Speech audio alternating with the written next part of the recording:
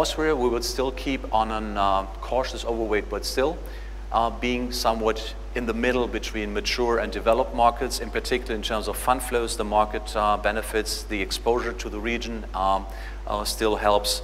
Also the exposure to industrial and the real estate sector, which is quite strong in that market, helps a lot. That's why we still favor that market. Even more so, we are positive on CE as a combination of the Czech Republic and Hungary here.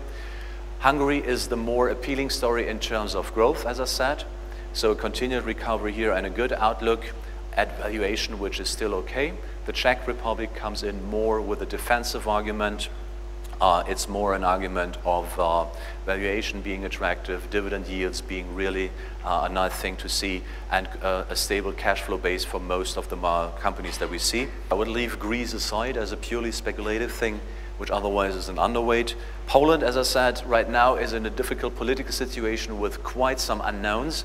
That situation might change over time because fundamentally we pretty much know what the burden for, in particular, banks, insurance, and the retail sector will be. And over the first quarter, we would expect that the re-rating and consensus expectations, etc., would finally find a bottom, and then the valuation argument will help us to decide, is the market really cheap?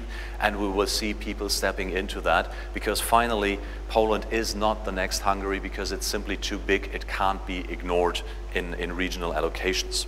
For Turkey, as I said, a strong earnings growth that we see, partially for reasons of bottoming out. There are some question marks how sustainable that earnings growth is, but nevertheless, that outlook is matched by a valuation which is severely below historical averages. So basically we would think that it needs only calming down in the political situation, both related to external relations as well as domestically forming new government, etc. And then Turkey could emerge into something more interesting throughout the year as well. And for all other markets, I mean, I would leave Russia also aside a little bit, because it has a political component as well. Smaller markets, we would remain careful, which is Romania, Bulgaria, Croatia, Serbia. Here we would act more on a stock picking level, but we definitely would not ignore these markets.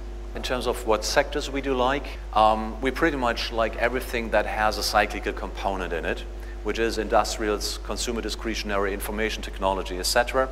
Real estate, mostly to the extent that here the still low interest rates are a driver, but also within that sector we're switching from residential real estate more towards commercial, so also adding a cyclical component in here.